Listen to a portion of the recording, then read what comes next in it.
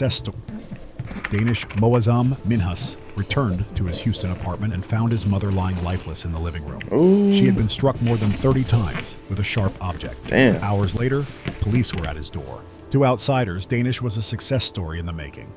Born in 1992 and raised by a single mother, Tabassum Khan, he was class president at Lee High School, popular, but at home, life told a different story.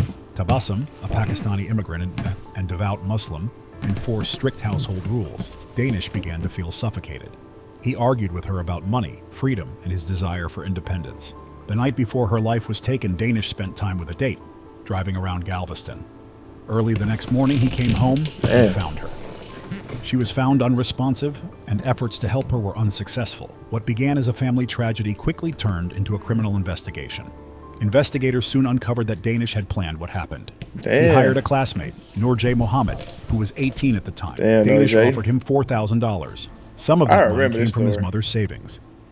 Mohammed agreed to carry out the plan. He wore rubber gloves, but they tore during the struggle. When he left, he had left a bloody handprint on the door handle. Weeks later, Mohammed was arrested for possessing illegal substances. Detectives got a confession from him. He admitted carrying out the fatal act and taking money from Danish. 2 days after that confession, police arrested Danish and another teen, Kevin Haney. Haney had accepted red-stained cash and helped clean up evidence. Danish and Mohammed faced top-level homicide charges. While in custody, Danish insisted he had no part in what happened. He told officers that his mother was perfect and that he loved her. Investigators believed he wanted to escape her rules.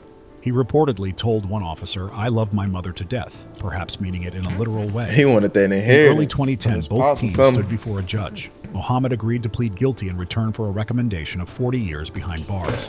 He also offered to testify against Danish. At trial, Mohammed described how Danish drove him to the apartment and signaled when it was time to go inside. He said Danish showed no regret afterward. When asked if Danish ever seemed sorry, Mohammed replied, "No, he just smiled." Danish kept claiming he was innocent. Still, in February 2014, at age 21, he changed course. He pleaded guilty to the most serious charge before Judge Jim Wallace. Damn, now he like 32. Facing the possibility of spending his whole life in prison, he accepted a fixed 50-year sentence. Mohammed was already set to serve 40 years under his agreement. Damn, 40 and 50? With that plea in place, Danish was formally given 50 years to serve, with a chance for early release later on. A lot of these stories he is held at the Mark Stiles unit in Texas. Because he was 17 when it happened, he started as a juvenile but was handled as an adult due to the severity of his actions. The next teenagers didn't just obey gang rules, they worshipped something darker. Diego Hernandez Rivera came from El Salvador. He arrived in the U.S. as a teenager without proper papers. He joined MSE 13. That group is known for extreme behavior and unusual rituals. At the time of the incident, he was living in Houston, Texas. He worked closely with gang leader Miguel Angel Alvarez Flores. In court, people called him Diabolico. Both he and Alvarez Flores moved here without documents. They followed extreme beliefs. They set up a small shrine in their apartment. They treated a statue they called the Beast as an object of worship. That mix of gang rules and dark symbols drew in young people who were easy to influence. In January 2017, a 15-year-old girl named Genesis Cornejo Alvarado went missing from her home in Jersey Village, Houston. Damn, I work in Jersey Village. February 16th, 2017, her remains were found on Sharpcrest Street in southwest Houston. Investigators saw 2 gunshot wounds at very close range, one to the head and one to the chest. At first, no one knew who she was. Around the same time, a 14-year-old girl ran away from school and was taken to that same apartment. Alvarez Flores, Hernandez Rivera, and others held her against her will for more than a month. They forced her to drink and use other substances. They pressured her into unwanted acts. Alvarez Flores even gave her a tattoo against her will. That girl said Genesis was there too. Genesis spoke out against the apartment shrine. I don't know about all that. That set off a fatal chain of events. The survivor said Genesis spoke up because she thought the shrine was wrong. When Genesis criticized it, Alvarez Flores flew into a rage. He lit a cigarette and held it up to the statue. He said the figure did not want things like tobacco. It wanted a human soul instead. A short time later, Genesis disappeared from the apartment. Her remains were later found by the roadside. One day, the surviving girl managed to escape and told police what had happened. Officers went to the apartment and arrested Hernandez Rivera and Alvarez Flores. At trial, prosecutors said Hernandez Rivera took a gun and fired at Genesis. Alvarez Flores had quietly told him, "Get ready, it's your turn now." That was a direct order to end her life. Hernandez Rivera used the gun outside the apartment. They had lured her out by saying they were going to meet someone who sold substances. At their first court appearance, both men smiled and waved at the cameras. Many people were shocked. It seemed like they did not understand how serious this was. Bro, they love that shit, bro. Accused Hernandez Rivera of planning and carrying out Genesis's loss of life. They also accused him of holding her against her will. He and Alvarez Flores admitted their guilt. On May 26, 2021, a judge sentenced Hernandez Rivera to 40 years in prison for taking her. Oh, and it only been 4 years. Down 12 extra years for his role with the weapon during the event. He got 36 Both terms run at the same time, so he will serve 40 years. Some wonder if those rituals really drove him, or if they were just a cover for gang activities. In court, prosecutors talked a lot about the dark ceremonies. They said it looked like a ritual tied to the apartment shrine. But the survivor's story also shows that gang rules, peer pressure, and fear were big factors. How did things go from threats to taking a life? It happened after Genesis spoke out against the shrine. Alvarez Flores gave the order, and Hernandez Rivera followed it. He did not act out of sudden anger on his own. Today, Hernandez Rivera remains in custody in Texas. He was 18 at the time of the incident. He will stay behind bars into his mid-50s, unless he is released early. Up next is $250. One reminder, several shots. Jesse Canones lived in Houston. He went to AC, a school that helps students return to regular classes. When he was 17, he and Patrick Aldape, also 17, knew each other from school. Both of them had handled guns and talked about money. On the night of April 13th, 2017, just before midnight, Jesse met Patrick in a cul-de-sac on Slumberwood Drive in the North Shore area. Jesse had just fixed Patrick's shotgun. He wrapped it in a towel and handed it back. That's when... Bro, y'all know what movie I'm talking about. This the movie with the nigga had the dog that was fighting the dogs, Patrick bro. reminded Jesse he still owed $250 for the repair. It's a legendary movie. Jesse said he needed to go get the cash. Instead of coming right back, he drove a few blocks away. A little while later, he returned with a 9mm pistol of his own. He rolled down his car window, aimed at Patrick, and fired several times. Damn. Jesse later told investigators that because Patrick was screaming, he had to finish it. Why did Jesse fire at someone over a reminder about money? It seems it wasn't just about $250. He wanted control and felt fear. He could have paid right away, but he chose to use his gun. That choice ended Patrick's life that night. Draw. After the shots, For Jesse drove $250? off. About a mile and a half away, he lost control of the car and crashed on the 500 block of Federal Drive. What? He left the gun and the wrecked car behind. Meanwhile, a friend of Patrick's rushed him to a nearby hospital, but he did not pull through. A few days later, Jesse walked into a Houston police station and admitted what he had done. Homicide detectives finished their investigation and charged him with a first-degree offense in Harris County. By then, he was 19. Rather than face a life sentence, in January 2023, Jesse took a plea deal. He pleaded guilty to a lesser charge. The deal gave him 35 years in prison. What the fuck? He must serve at least half of that before he can ask for freedom on parole. He cannot appeal the conviction or the sentence. At sentencing, the district attorney said it's becoming an epidemic. An assistant prosecutor added that the plea deal was important for Patrick's family to find closure. This case shows how a small debt tied to guns can spiral out of control when teens feel threatened. Jesse brought his own weapon to settle up on another. Patrick's simple reminder set off fear or anger. Instead of paying or talking things through, Jesse came back armed and calm. His own words, "I had to finish it." At 17, Jesse faced a simple reminder about money and chose to settle it with force. Just he was pay the caught man between back, teen man. money drama and illegal guns. His decision cost a classmate his life and changed Jesse's future forever. Could paying that $250 have kept Patrick alive? Maybe. But Jesse's fear or defiance took over. About their money. Let that shit Today, go, he's man. serving 35 years in a Texas prison, with the They want his earliest life chance back. for Fuck their parole money. only after at least 17 and a half years behind bars. The next victim was 17. Everybody's The suspect, 17. just 16. And the court did something it almost never does. Javory McDowell was 16. He lived in Houston, Texas. In late October 2024, he was accused of taking part in a shooting that caused the loss of a young person's life. The victim was 17-year-old Isaiah Avila. The Houston police said McDowell was one of 3 teens linked to an incident in the parking lot of an apartment complex on Fulton Street. Details about his family and early years are not public. His personal history remains protected until the legal process is complete. So far, he has no prior record.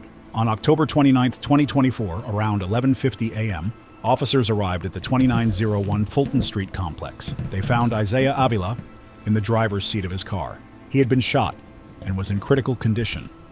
Paramedics confirmed he had passed away at the scene. Damn. The police have not confirmed a motive. Isaiah's mother thinks it was a theft attempt.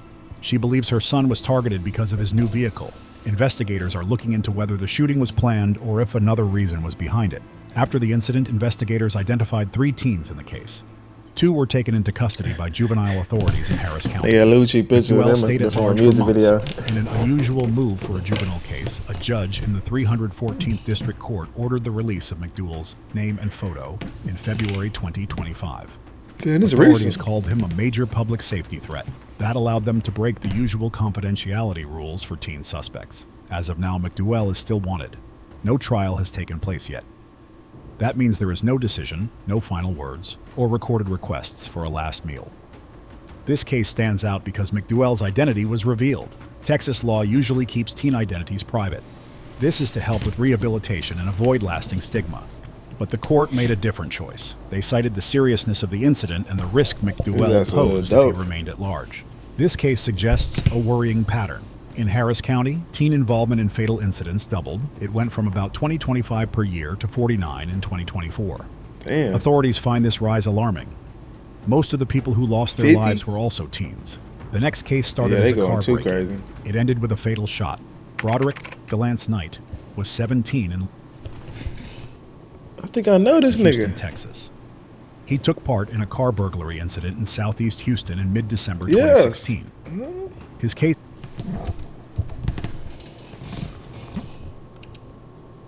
Bro, that's what I think it Broderick is. Gallant Knight was 17 and lived in Houston, Texas. He took part in a car burglary incident in southeast Houston in mid-December 2016. His case drew attention when he faced a top-level homicide charge in the shooting of 22-year-old Carla Marisol Carias. Very little is known about Knight's home life or upbringing. Media reports focused almost entirely on what happened. His mother insisted he did not pull the trigger. She was arranging legal help as the case moved forward. On the night of December 13th into the early hours of December 14th, Knight and another person carried out at least 2 break-ins near Hobby Airport. Around midnight, they approached a man parked at Down Park. Man, They I tried went to take middle his school with belongings. this nigga, A bro. language mix-up led him to I think we like from the same neighborhood, bro. Damn, bro.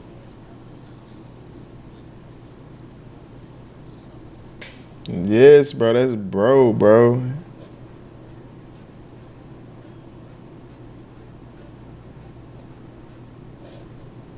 before running away. The 2 still forced him to give up his vehicle, his wallet, and his bank cards. A few hours later, they went after a second car. It was a Camaro parked outside Carla's boyfriend's apartment on Kingsway Drive. Carla, her boyfriend, and his father spotted the intruders. The pair ran off in a black Nissan. During their getaway, someone, believed to be Knight, leaned out and fired 1 round. That bullet struck Carla in the chest. She was rushed to Memorial Hermann Hospital, but did not survive. Knight was arrested on December 27th after officers stopped the stolen Nissan. During that traffic stop, he reportedly admitted to both break-ins and to firing the shot. What led him to open fire? Everything points to a chance-based decision. They were trying to steal cars and valuables. When they were caught, panic set in and they tried to flee. Prosecutors described the shot as part of a desperate attempt to escape. Neighbors called the whole event senseless over a car, underlining how minor the original target was. Public records end after the first court case. Damn, bro. Knight was held without bond. He appeared in court on December 30th. There is no public record of a full trial, any verdict, or a final judgment. What the fuck?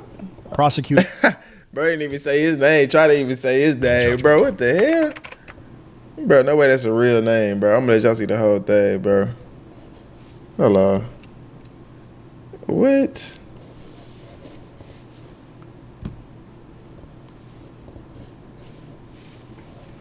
Prosecutors later would call him a normal kid who did a horrible thing. Ahmed Al-Tayeb El-Numan Modawi was a Okay. teenager working as a valet driver in Houston. Damn, He ballet. came from Sudan. His mother won a green card through the lottery and brought him to the United States at age 11 to Damn. escape fighting back home. He and his family practiced Islam devoutly. By October 2021, he was earning cash at Cafe Mawal with no official employment records. Oh, Cafe Mawal? The restaurant later said he was never on the payroll. Neighbors remembered him as mischievous, and some had called the police about him before. His father spoke of deep sadness after what happened. Before that night, Ahmed Al-Tayeb had no record of wrongdoing. On October 1st, 2021, he took a customer's 2013 Infiniti G37 without asking. Video showed him spinning the wheels and burning rubber in a parking lot near Prospect Park. A police sergeant turned on lights and sirens to What stop the him. fuck? Instead of pulling over, he sped off. Nah, this He drove unreal. through quiet streets at about 60 miles per hour, nearly double the limit. As he tore down Fairdale Lane, he ran into 3 valet workers who were walking back to the sports bar after parking cars. The three, 18-year-old Fanan Michaud, 22-year-old Eric Orduna, and 23-year-old Nick Rodriguez, lost their lives at the scene. Damn. The car flipped into a ditch. Pieces flew onto nearby roofs. Hair and teeth were pressed into the windshield. Modawi and his teenage co-worker, who was riding with him, both broke their legs. They were taken to the hospital and were in stable condition.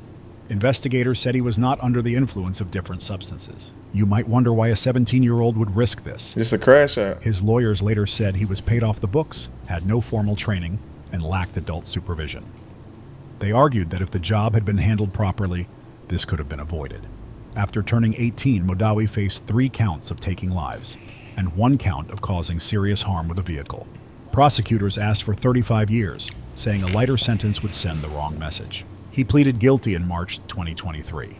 At his hearing on June 30th, 2023, Judge Chris Morton said this was a case of a normal kid making choices he could not undo.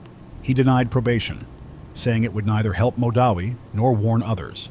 He spoke of how awful the day was, but also said Modawi could 15. still change. 10-15. The judge imposed 10 years in prison to run all at once. That means Modawi could ask for early release after about 5 years. The courtroom fell silent. Some family members spoke of forgiveness. Others spoke of pain that will never go away. After sentencing, Modawi was moved from Harris County Jail. He is set to transfer to a state prison. Separate lawsuits are still filed against him, the valet service, Prospect Park, and premium parking services. His team says the adults who hired him illegally share some of the blame. Was the next tragedy a family dispute or gang loyalty gone too far? Adil Alexander Sandoval was 17 years old. He lived in southwest Houston, That's the Texas. same picture. Court papers They say he use and a his fake older pictures. brother, Juan Trejo Sandoval, argued on the evening of November 5th, 2024. I guess because they Around teenagers. 6:45 p.m., they went to the laundry room at the Tierra del Sol Apartments on Cook Road. 2 other 17-year-olds were there too, Eddie Gomez and Jonathan Hernandez. No one knows exactly why the This argument nigga just started. using random Mexican It pictures. might have been harsh words over something personal, or it could have involved gang ties. Prosecutors later said Adil may have had links to MS-13. That suggests possible gang tensions. As things heated up, shots were fired. Gomez and Hernandez were found inside the laundry room with non-recoverable injuries. Damn. Juan Trejo Sandoval was found just outside the room. He was taken to Ben Taub General Hospital with life-ending wounds and later passed away. Adil was the only one left alive among the 4. Granger knows that if you're alive, Damn, bro. Your life can snap, bro. You change it this drop of a dime, bro. Right away. Witnesses spoke with detectives. Security cameras were also checked. I can't snap with These my led left hand. officers to identify Adil as the person who fired the shots. On November 6th, 2024, Houston police arrested him without any trouble. He was booked into the Harris County Jail. The next day, November 7th, he was formally charged with a serious homicide offense in the 177th State District Court. The charges covered the lives lost that night: Gomez, Hernandez, and Juan Trejo Sandoval. In his first court appearance, prosecutors asked that he stay behind bars without bail. They pointed to the severity of the charges and the possible gang link. On November 8th, 2024, the judge agreed. Adil remained in custody while his case moved forward. What led him to open fire? Was it a sudden burst of that's anger, 125. or Hey, a you planned gonna finish move it? tied to loyalty or revenge? The public records don't say. They only mention that a personal dispute got out of hand. The note about MS-13 suggests prosecutors thought gang factors played a role, but no proof of planning or orders from the gang has been shared publicly. The case moved into the pre-trial phase. Adil's lawyers likely prepared an area. Released. The next victim walked the dog. Only the dog came home, covered in red stains. Frank DeLeon Jr. was a teenager from the Houston area. In January 2022, he shot and left his ex-girlfriend, 16-year-old Diamond Alvarez, with life-ending injuries. Damn. The news shook the community. It led to a dramatic court scene in 2023. Very little is known about his early life. His exact birth date, family background, and upbringing aren't publicly available. What we do know is that he and Diamond had dated for about 6 months before the incident. When Diamond found out he was seeing someone else, she texted her sister. We came to the field. I told him I would only talk to him in the field. She then disappeared while walking her dog, Peanut. Here's what happened on the night of January 11th, 2022. Diamond left home after getting a text from Frank asking her to meet at a nearby field in southwest Houston. She was out with Peanut. Suddenly, 22 shots rang out. Peanut came back on his own, soaked in red. Diamond's body was found not long after, with 22 gunshot wounds. During the investigation, police collected several pieces of evidence. They found text messages where Frank begged Diamond not to reveal their relationship or his involvement with the other girl. Family members and the other girl provided witness statements. Surveillance cameras captured activity at the field. Shell casings at the scene matched a gun linked to Frank. GPS data from a device he wore while on bond showed his location. Frank was taken into custody about 6 days later. He was released on a $250,000 bond and placed under house arrest. In April 2022, he was accused of breaking his house arrest by visiting a church on a Monday. His bond was revoked. His trial was set for October 16, 2023. He did not show up, saying he had been injured in a four-wheeler accident. A warrant was issued. He was found in a hospital wearing a sling and brought to court in restraints. Why did he fire so many times? Prosecutors said it was jealousy and a need to control. They noted that he reloaded during the encounter. Firing 22 rounds showed he was determined to carry out the act. Rather than go to full trial, Frank agreed to plead guilty. In October 2023, at age 19, he received a 45-year term. He must serve at least half, 22 and a half years, before he can ask for parole. Immediately after his plea, the courtroom broke into chaos. Diamond's mother, Ana Machado, spoke about her loss and called Frank a monster. She stood up and moved toward him. Her uncle joined her. Frank's mother stepped in and pushed Anna. Bailiffs intervened. One person was tased. The uproar distracted deputies and allowed another defendant in a nearby courtroom to slip away. Afterward, Anna apologized to the judge. She said, "It was wrong of us, and I apologize to the judge. I'm so sorry. This should never happen." She added that she hopes to let go of her anger someday. Despite the chaos, she stated, "Finally, my daughter has justice, knowing Frank will be behind bars for decades." For the formal sentencing hearing, court officials increased security. More than a dozen armed deputies were present. All recording devices were banned. Some family members did not attend because they had received threats. Fernando Amaya was a 17-year-old young man from West Houston. In May 2025, he faced allegations of serious anger issues. Public records show he had 2 earlier charges for causing serious harm. One count involved a family member. The other involved a weapon. His exact birthday and family background were not made public. Before the March incident, Amaya had shown a pattern of aggressive behavior. He was already charged twice with causing serious harm. Court documents say he threatened his girlfriend and himself just hours before the shooting. That threat came after he suspected she was unfaithful. On March 18, 2025, Amaya entered an apartment at the Alif Square complex. He carried an AK-47 style rifle.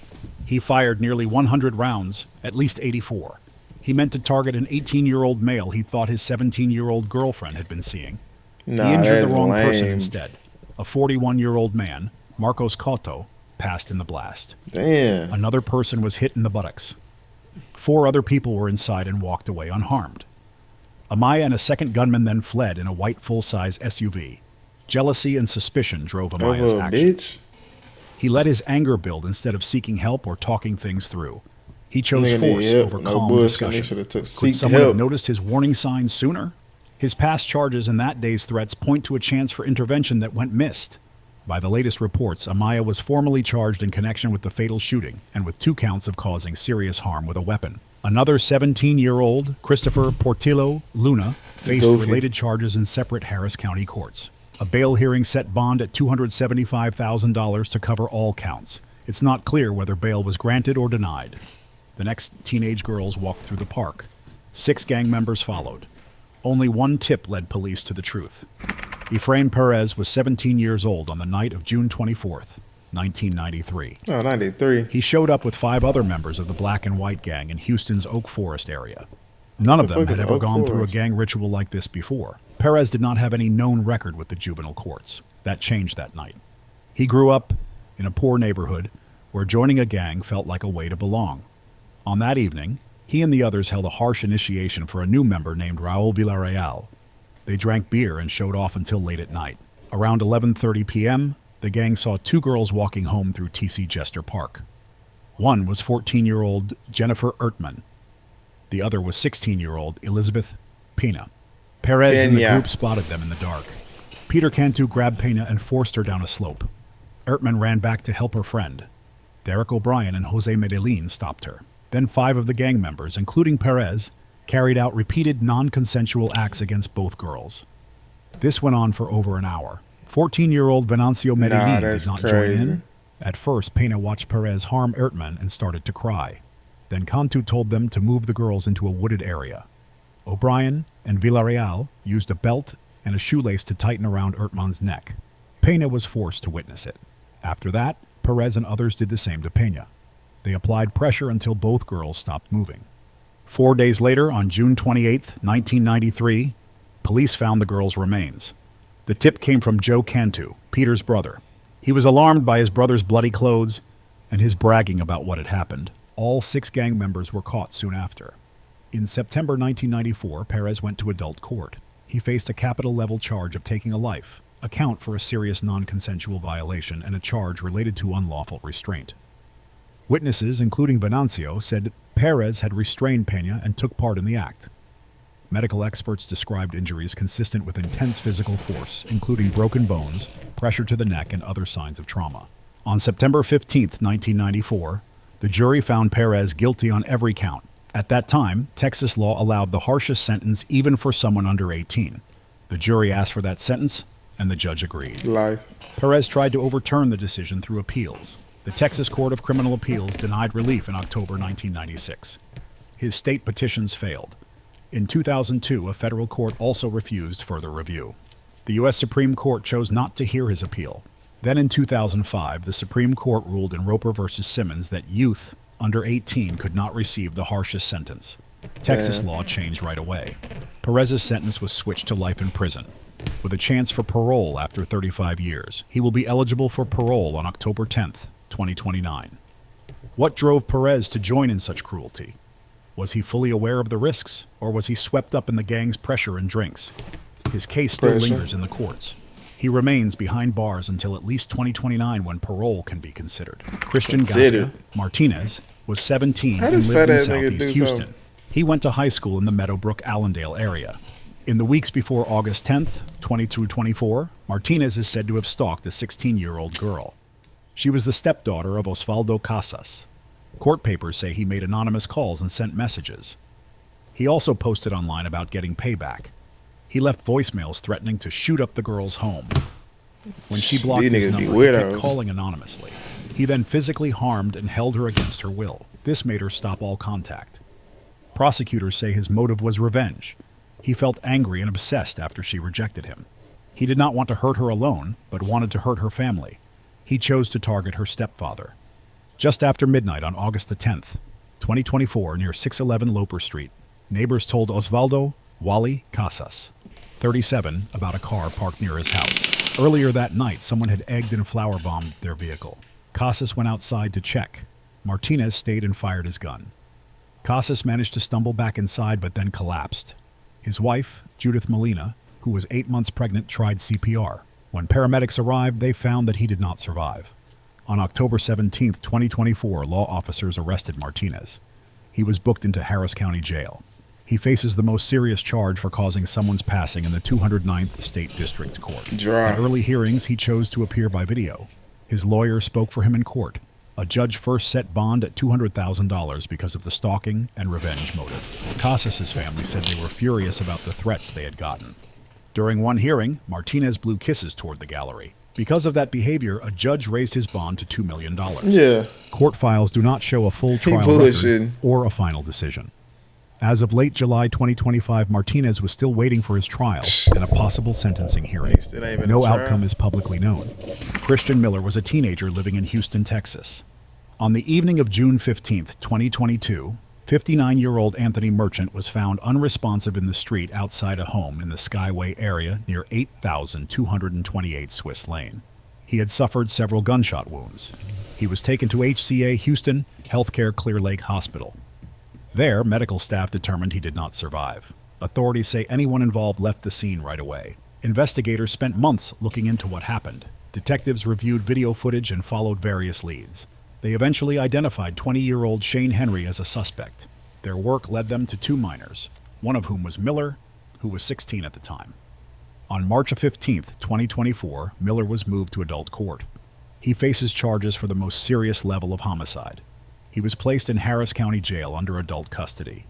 The other 16-year-old also faces the same homicide charge but remains in juvenile court. Henry, then 20, faces the same charge as well. Public records do not link Miller or the others to earlier wrongdoing. No reason for this act has been shared by investigators or prosecutors. There is no record of any statement from Miller or his co-accused explaining why it happened. We still wonder why Miller took part. So far, no motive has been made public through court papers or news reports. We also wonder if Merchant knew the suspect. I love that juice because Damn, this shit getting crazy. I ain't gonna lie to these. Your life getting, like I said, bro, your life could change in the blink of an eye, bro. This could be anybody, bro. At 18, he broke parole. Benny Simmons lived in Southwest Houston. He was already on probation at just 14 for a string of thefts. On November 5th, 2021, Simmons went into an apartment in Southwest Houston. It belonged to 21-year-old Shaka Haywood. Court papers say he planned That's to steal Shaka from Haywood? Haywood. During That's the theft, Shaka Haywood? he fired his gun 8 times. Haywood did not survive. When police asked, Simmons admitted he was on probation for earlier thefts. Why did Simmons take such a drastic step? Was it simply a theft gone wrong? Or was there something deeper driving him? Everything points to his plan to steal. But firing 8 times felt more than just a theft. It showed a harsh level of detachment. Haywood's mother, Deidre Stewart, later said, "He fired at my son 8 times with no sign of remorse." That raises a chilling question. At only 14, did Simmons understand what he had done? Or was he deeply detached from the outcome? Despite his age, Simmons faced the most serious possible charge for taking a life during another felony. He also faced a serious theft charge. Texas law allows someone his age to be tried in this. The victim is Drew White. He received a 20-year term under the Texas Juvenile Justice Department. Damn. That means he was to stay in youth facilities until he turned 34, unless he earned parole sooner. Social media and news outlet 2 years and 3 months. The victim Simmons won early release in December 2024. He had served only about 2 years and 3 months. The victim's mother spoke out again. 2.5 years? I don't see any justice here. That's crazy. Only months after leaving the facility, now 18, Simmons was accused of physically hurting and taking valuables from an 81-year-old woman while on parole. That case reignited the debate over whether he should ever have been let out so early. Yeah. Douglas Alexander Herrera Hernandez was part of MS-13 in Houston and Missouri City, Texas. Mo He City. was born around 1996 or 1997. They went to middle school with this nigga Little too. is known about his family or early life. Reports focus on his role in the gang.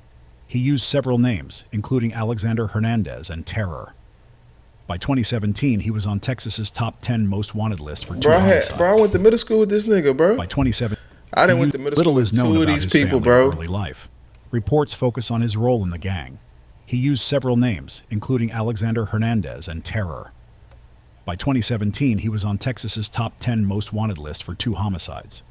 One of those was a 2016 incident. He was arrested in Arlington, Virginia. At the time, he was with his girlfriend and their infant. On June 13, 2016, Herrera, Hernandez, and other gang members set a trap. They lured 16-year-old Estuar Quinones to Buffalo Run Park in Missouri City, Fort Bend County, Texas. They thought he had seen too much. Under the promise of smoking cannabis, they drew him out around 11 p.m. Some hid in the bushes. Others led him to a bench. Then 2 people stepped out and opened fire. Quinones was hit at least 15 times, including shots to the head. Damn. Herrera Hernandez later told the court he had contacted gang leaders in El Salvador for approval. That showed how closely he followed the gang's rules. The reason was simple. The gang feared Quinones might speak up. He had seen others carry out harmful actions. Leaders worried he would share what he knew. What the Herrera hell? Hernandez did more than join in. He helped plan the operation. He faced charges of capital homicide. Even though the event happened in Fort Bend County, prosecutors moved the trial to Harris County for resources. The trial ended on May 1st, 2021. A jury found him guilty. He received a life sentence without the possibility of parole. This means he will remain behind bars for life. District Attorney Kim Ogg said this sentence was part of a larger effort to weaken MS-13 in Houston. She said those who carry out such acts must stay in custody. At just 20 years old, Herrera Hernandez chose loyalty to a dangerous group over any chance at a different path. Why he reached out to leaders in El Salvador that night remains unclear. Was it loyalty, fear, or a bid for status? Damn, that bro, that's question fucked lingers. up, bro. He did I done more knew than 2 follow people on orders. this damn list, bro. He set This the is plan crazy in to me. motion by seeking permission Went to from middle school, overseas both of them. leaders. In court, jurors heard how he coordinated each step. This showed he was 17 and lived in the Galena Park area of East Harris County, Texas. On a Sunday afternoon in March of 2025, 16-year-old Jaden Alexander Solis was found with gunshot wounds at a Galena Park Recreation Center basketball court. He did not survive. Angel Elizalde was taken into custody soon after, in connection with the shooting. Several people who saw what happened said they recognized Elizalde as the person who fired the weapon. Security cameras at the recreation center recorded instantly. important footage around the time of the event. Public records show no prior incidents or links to any groups for Angel. There are no reports of earlier arrests or legal problems. That does not rule out the possibility of sealed juvenile records or information kept out of the news. That afternoon, Jaden was playing basketball when Angel reportedly opened fire. The reason for the shooting remains unknown. It is not clear if it started over a disagreement during the game or if something personal had happened earlier. Officials have not released any motive or You get these, mentioned a bro, you rivalry get or these little threat. niggas guns, bro. Angel was booked They gon' use them. charges of Harris County. Court decisions or comments from Angel himself. He may still be going through steps like an initial hearing, transfer discussions, or other pretrial actions. Yeah, he ain't even. Damn, bro. You get these niggas